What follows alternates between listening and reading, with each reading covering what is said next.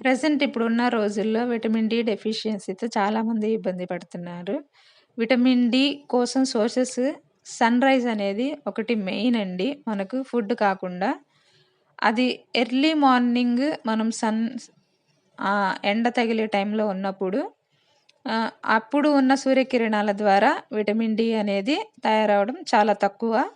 11-1 ఆ టైంలో అయితే ఒక అరగంట సేపు మీరు ఎండ తగిలేటట్లు కాళ్ళకి, చేతులకి, మీ ఫేస్‌కి, శరీర భాగాలకి తగిలేటట్లు చూసుకుంటే విటమిన్ డెఫిషియన్సీ అనేది ఉండదు.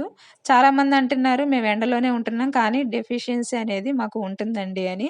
ఎందుకు డెఫిషియన్సీ ఉంటుంది అంటే విటమిన్ డిగా మారాలంటే ఫ్యాట్ కావాలి. ఫ్యాట్ ఉన్న ఫుడ్స్ మీరు తీసుకున్నారు అంటే విటమిన్ డి అనేది ఈజీగా తయారవుతది. ఫ్యాట్ ఉన్న ఫుడ్స్ తీసుకోవాలనమాట. ఫ్యాట్ ఉన్న ఫుడ్స్ తీసుకోండి. 11-1 ఆ టైంలో మీరు ఎండలో ఉండండి. విటమిన్ డెఫిషియన్సీ అనేది క్లియర్ అవుతది. ఇంకొక సోర్స్ ఏంటంటేనండి మష్రూమ్స్. ఈ మష్రూమ్స్ మాక్సిమం న్యాచురల్‌గా మనకు దొరికే మష్రూమ్స్‌నే మీరు వాడుకోండి. విటమిన్ డి చాలా ఎక్కువగా ఉంటది. ఒకవేళ న్యాచురల్‌గా దొరకని పక్షంలో ఆ టైంలో సూపర్ మార్కెట్‌లో అమ్మే మష్రూమ్స్ అయినా మనం తెచ్చుకొని వాటిని నీట్‌గా కట్ చేసుకొని ఒక 20 మినిట్స్ ఎండలో ఉంచండి. ఆ తర్వాత వాటితో కర్రీ చేసుకోండి. అప్పుడు కూడా విటమిన్ డి అనేది అందులో ఉంటదనమాట. ఎండలో పెట్టాం కాబట్టి. ఈ విధంగా కూడా మనం సూపర్ మార్కెట్ నుంచి తెచ్చుకొని విటమిన్ డి సోర్స్ అందేటట్లు ఇట్లా చేసుకోవచ్చనమాట. ఈ విధంగా చేసుకోండి.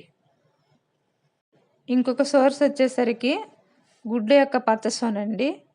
గుడ్డు యొక్క వైట్ చాలామంది తింటారులే గానీ, లోపలది మాత్రం గ్యాస్ వస్తదని జెప్పి చాలామంది తినరు. బట్ ఉండవలసిన విటమిన్స్ అన్నీ అందులోనే ఉంటాయనమాట. విటమిన్ డి ఖచ్చితంగా అందులో ఆ పచ్చసొనలో ఉంటదనమాట. తప్పకుండా ఆ పచ్చసొన అనేది తినాలి. గుడ్డు మొత్తం తినాలి. వైట్ ఒక్కటే కాదు. ఈ విధంగా గూడా విటమిన్ డెఫిషియన్సీని మనం క్లియర్ చేసుకోవచ్చు.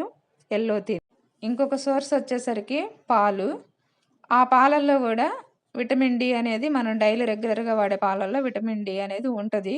కానీ ఎక్కువగా జున్ను పాలల్లో ఉంటది. జున్ను పాలలో విటమిన్ డి అధికంగా ఉంటదనమాట. ఎప్పుడన్నా జున్ను పాలున్నప్పుడు ఖచ్చితంగా యూజ్ చేసుకోండి. విటమిన్ డి అనేది ఎక్కువుంటది. ఇంకో సోర్స్ చేపలు.